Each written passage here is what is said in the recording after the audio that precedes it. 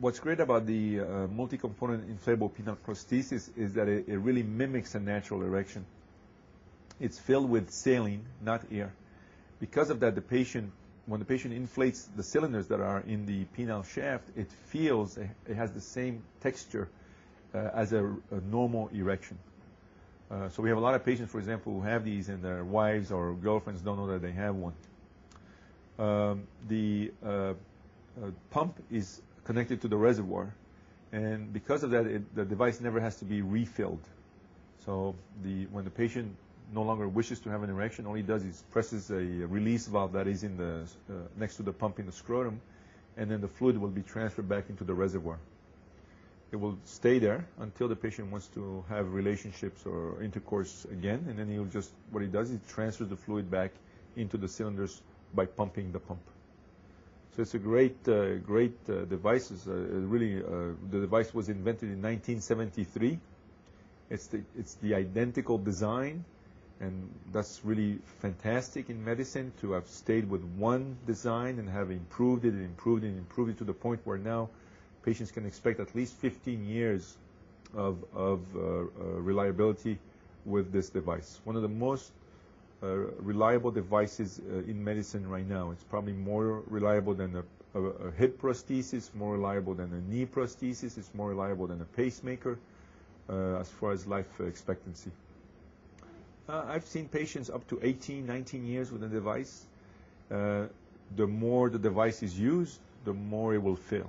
I tell my patients, I guarantee you the device will fail, but I tell them that to expect at least 8 to 12 years from the device. But again, it varies depending on the patient use. If a patient uses the device once a week, most likely it will last at least 10 years.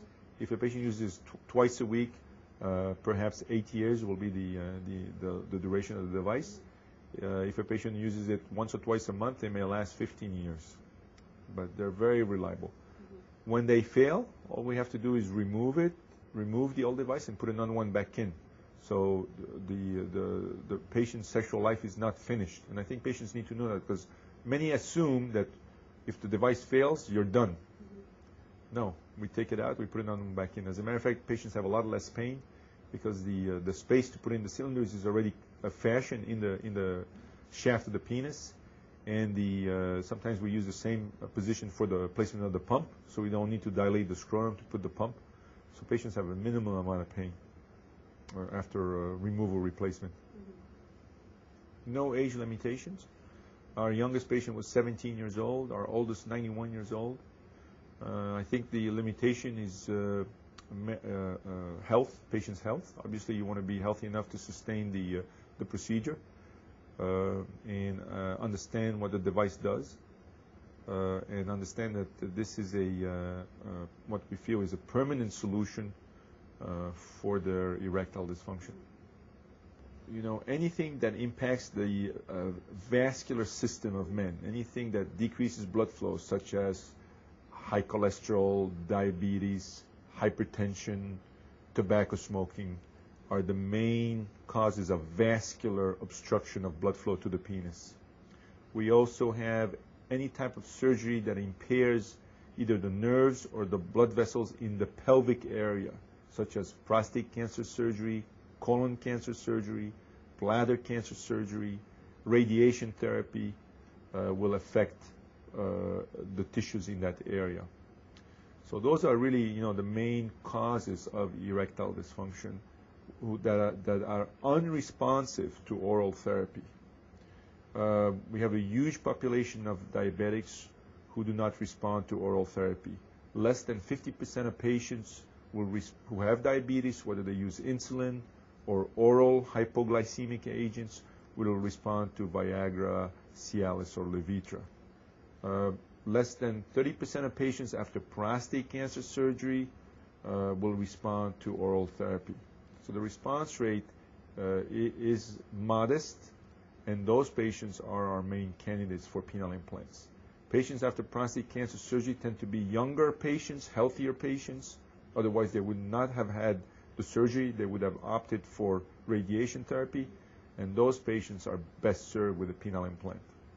Those patients will also respond to penile injection therapy, But I think to put a 55-year-old gentleman on a lifelong option of injecting his penis each time he wants to make love as a permanent solution to the erectile dysfunction is unfair.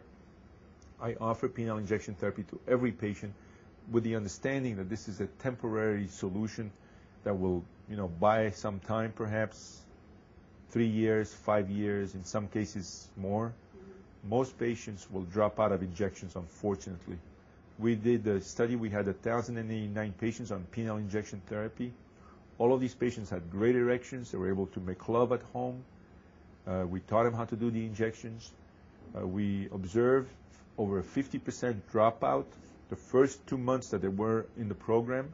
And after that, we lost 10% of the patient population every month after that. So by the end of 1 year follow-up, we had less than 100 patients on penile injection therapy, having started with 1,089 patients.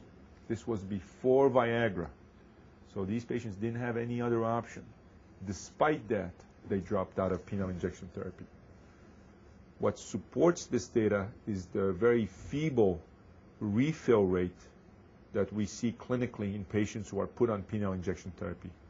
And those numbers are easy to track. The refill rate of Viagra is around 50%, and that's pretty good. The refill rate for injectables such as Caverject and Edex is much lower than that. So we know that there is a very high dropout rate.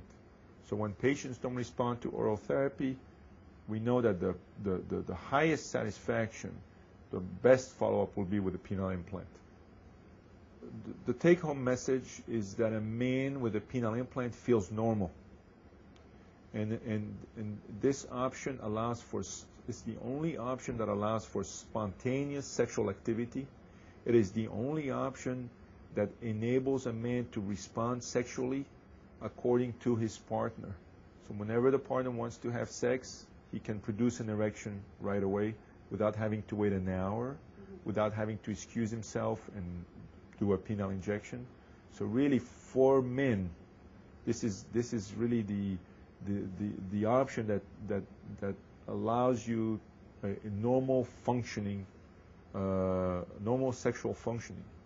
And I think as physicians, we often fail to present this treatment option in this fashion. We often present it as a last resort. Who wants a treatment of last resort? No one. Last resort means avoid this treatment until you've exhausted all your other options.